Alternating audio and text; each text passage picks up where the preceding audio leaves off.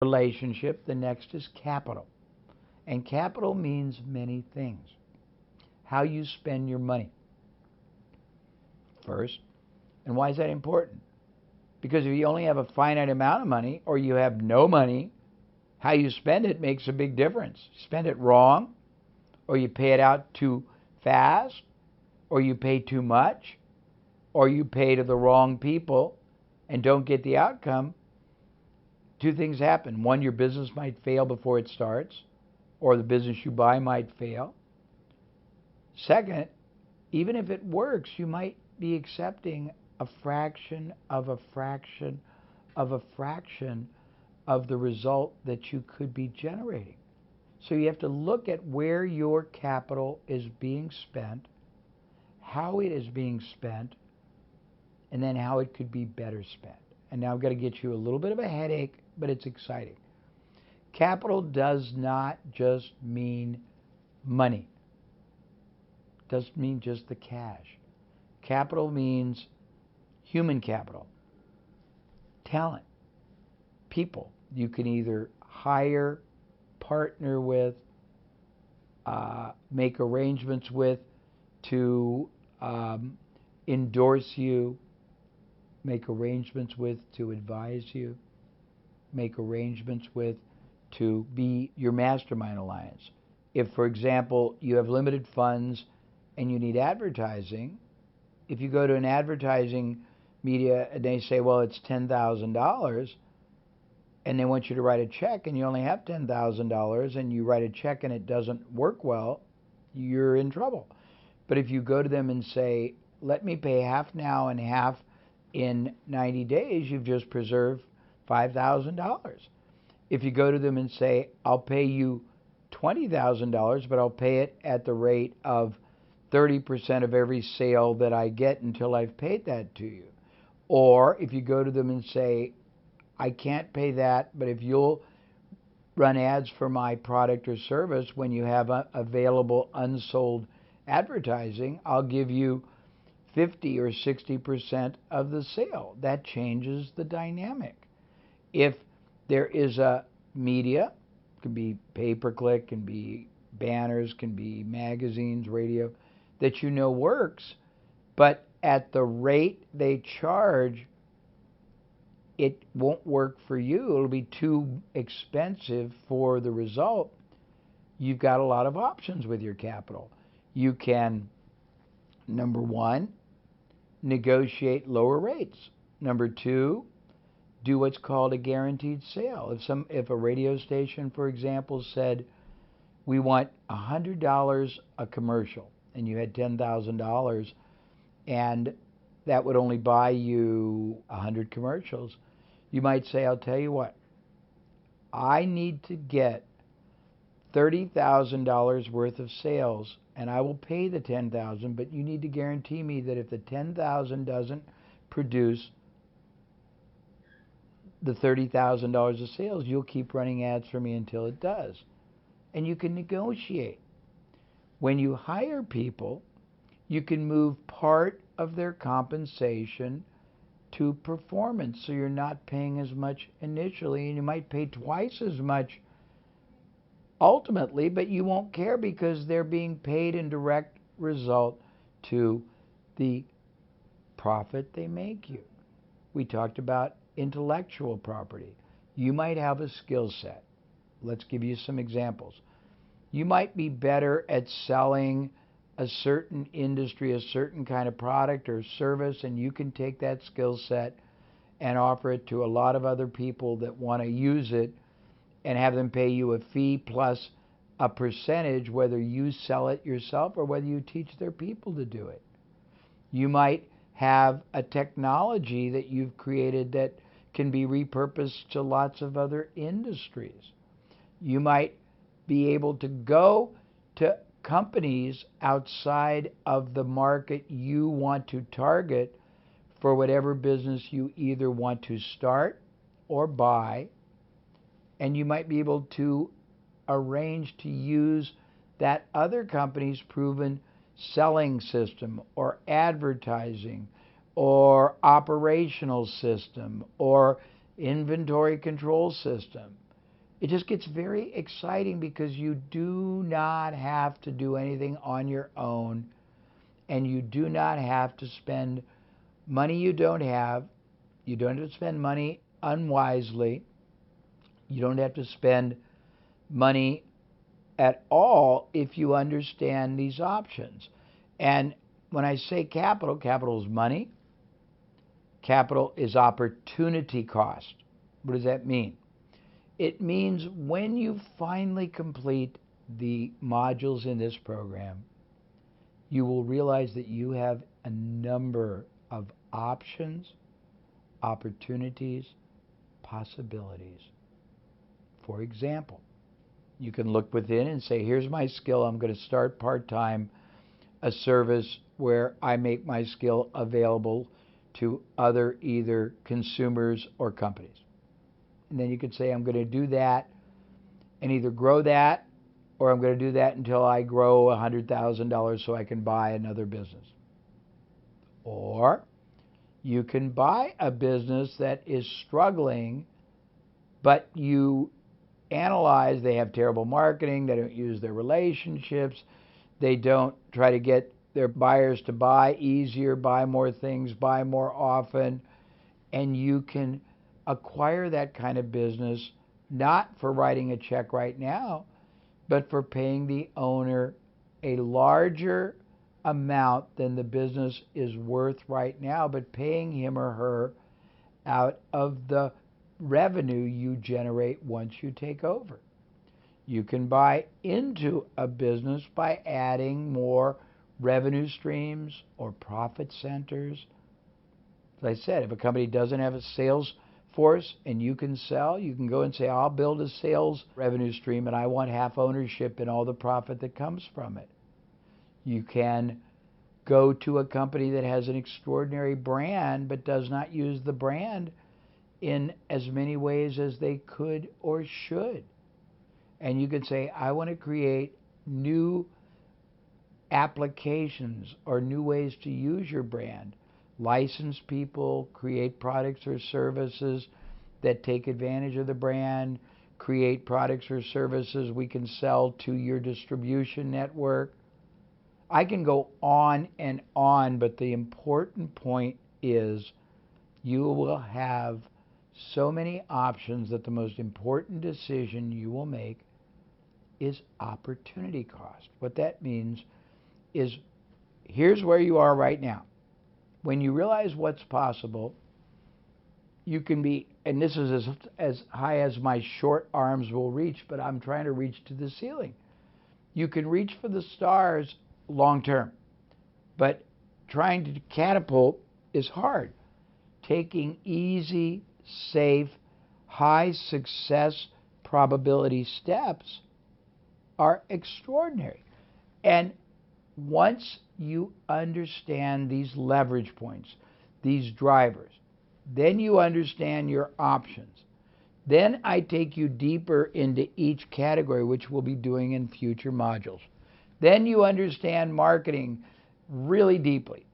Then you understand strategic alliances really deeply. Then you understand how much power you really already possess. Then you understand how to take advantage of all these factors and forces. The most important decision you will be making is, what is the best use of my opportunity cost right now? And opportunity cost for your purposes means a number of things. If you want to start part-time, it means what's the best area I can pursue part-time, either using my skill or using my capital or using relationships, that has the highest success probability for the time I can invest, because you may not want to quit your job right now, or you may be in school. Second opportunity cost is, if I'm going to start a business from scratch, what business could I start that has the biggest gaps, the biggest voids in the market, and where I can take the greatest advantage? Number three, if I'm going to buy an existing business, What business can I bring the greatest advantage to with the least amount of capital? Number 3, if I'm going to try to do a deal with somebody who already has a brand and I want to add something to it, where's the highest probability of me being successful? And then number 3, opportunity cost. Where am I ultimately trying to get to? Because if you don't know where you're trying to go, you can't get there. And again, today I'm just trying to show you what's possible. But you can go a lot of places. You might say, I want to start with my skill part-time just to make money to buy a business. And I'm going to buy a business in a market that's very weak, that I can bring marketing advantage, strategic advantage, relationship advantage. And then I'm going to buy more of them with the profits so I can build a little mini empire. You might say, I'm going to buy a business. I'm going to quickly multiply its profit and performance, and then I'm going to sell it for a big profit. You might say, I'm going to buy a business and turn it into a constant revenue generator so I can use that revenue to buy other businesses. You have lots of options, lots of possibilities. I'm not going to even get into them today. It's not what we're doing. We're just trying to show you that there are these drivers: strategy, marketing, relationships, capital, and then processes and procedures. But I've already covered that. And there are many, many more, but I want to move because I can spend all this time. I want to go back to the 3-way to grow a business model. Remember, you figure out ways to attract more prospects, and I didn't say this, cost effectively, and convert or transform them from prospects to first-time buyers. You figure out how to make, when they buy, them spend more money ethically so it's more profitable. You figure out how to get them to come back more often, more times, buying more things. And if you don't have more things for them to buy, you find more things that you can offer in many different ways. You can partner, you can license, you can joint venture, you can white label. But then you do the Power Parthenon, all these pillars. There's actually another addition to the 3 ways to grow a business. I'm just trying to show you what's possible. Because you will find at the end of this, we're going to give you a customizable action planning guide that will let you take everything I will teach you and then play with it in different combinations to see which one makes the greatest sense for who you are and where you're at in your life and what you want and where you want your life to take you in business as a business owner or an entrepreneur or an independent income earner, or whether you want to do it for another company. And you'll have all these options that you can put on a template and then put on a planning guide, almost like a kaleidoscope, and you can see the different variations. But let me tell you the other 3 ways to grow a business, and these are advanced 3 ways, and they're very exciting. First thing is you want to do the first 3 ways that I told you about earlier. Second, you want to do the Power Parthenon, and it's all explained in your workbook. But once you get those things well established, now you've got 3 advanced ways to grow your business. Advanced way number 1 is every year you penetrate one new market. You take your product or your service or your knowledge or your skill or your intellectual property to one new market. And a market could be a different industry, market can be a different city, market can be a different country, market could be a different application. The second thing you do is you introduce one new product or service at least every year to your existing client. And you have 2 ways to do this, which is very interesting. You can introduce one new low-priced product or service, or no price, meaning something that's no charge. It's functionally free. Why would you do that? Because lower priced or no price products make it very easy for a marketplace to start a relationship with you. The sooner they start a relationship with you, the sooner they buy the first time. The sooner they buy the first time, the sooner they buy the second time, and the third and the fourth. Why you might want, on the other end, a very expensive product or service is that you will find, once you decide what you're going to do and where you're going to do it and how you're going to do it and with whom you're going to do it, that you have enormous options. But within any buyer base, there are segments. There are people who want more. They want more advanced things. They want more specific things. They want more individualized things. A good example is that I have partners all over the world. Many of them sell an introductory product of mine. Some of them give away a really cool short course. We call it a primer, a basic overview lesson. Then they take that person who got it for nothing and they sell them a $500 product. Then they take the $500 buyers and they sell some of them or many of them a $4,000 home study program. Then they take the people that bought the home study program and they sell some of them a $10,000 live program. Then at the live program, a small number of those people come to me and they want me to counsel them privately for $200,000-$300,000 a year. And another group want to buy specific training on specific topics like building a sales organization or mastering online marketing or building a referral system. And I'm not trying to give you a headache. I'm trying to vastly excite you and motivate you and encourage you and assure you that if you want success as a business owner, an entrepreneur, it is within your power.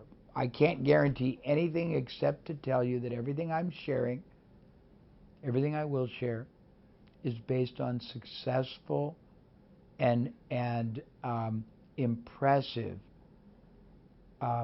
achievement by people either I have helped or my colleagues have helped.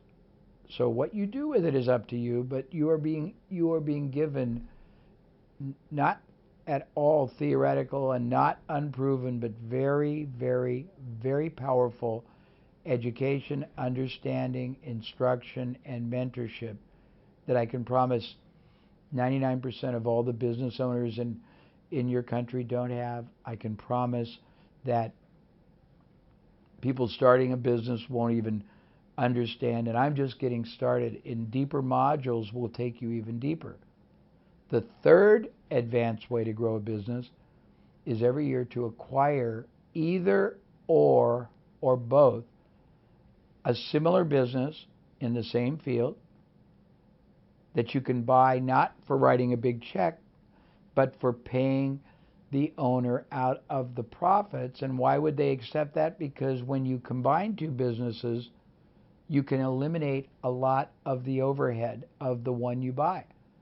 If you've got a billing department, if you've got a shipping department, if you've got a manufacturing department, if you've got a customer service department, if you've got a showroom, you don't need two. So if all of those areas are expenses right now for a company that's a good company, but a company that's struggling, if you bought that company and combined their buyers that you don't have with your buyers, and you eliminated 90% of the overhead that they have, you'd make a very unprofitable or low profit business very profitable. And you can do that over and over again. It's just one of many things you can do. Another thing you can buy, and I'm trying to not give you a headache but get you excited, you can buy a business that is what's called a feeder. or is fed by the business you are in. And this gets into relational capital, which is a very big subject that I want to take deep and broad in an entire module. I don't want to go deep today. But if you think about whatever business you want to start or whatever business you want to buy, you've got to think of what else do people buy before they buy that product or service? What do they buy at the same time they buy that product or service? What do they buy after they buy that product or service? And what do they buy instead of that product or service? It gives you a lot of possibilities. Once you identify those possibilities, you now have a number of other businesses you can acquire or start that either would feed your business because they will bring people to you who are ready to buy your product or service, or your product or service is the first thing they do when they're buying something else, so you can feed that business, and it all becomes synergistic. It all becomes connected, and everything feeds one another. And I'm giving you very cool thinking, and it may seem like too much, but please don't get overwhelmed. I'm giving you the vastness first, then we'll break it down into little parts. Then we'll evaluate at the end everything we've learned. Then we'll figure out how to take what we've learned and do like a Rubik's Cube or a kaleidoscope and give you the understanding so you can figure out exactly and precisely and joyously what to do first and where you want whatever you do first to take you to long term. So please, please, please, just enjoy this process, because I'm not trying to confuse you. I'm trying to excite you. Now I'm going to teach you another group of drivers. These are skill sets you need to either possess or master or acquire through partnership or association with others to be a great entrepreneur. One, we've already talked about. You must become masterful at understanding and harnessing the power of marketing. It's too big of a subject to get any deeper than I introduced here. We'll do a whole module on it. The second is the ability to sell. And sell sounds like a manipulative concept. It really isn't. It really is nothing more than the passionate ability to advocate, to champion, to represent a concept, a solution to a problem, a way of achieving an opportunity or desired outcome with such compelling certainty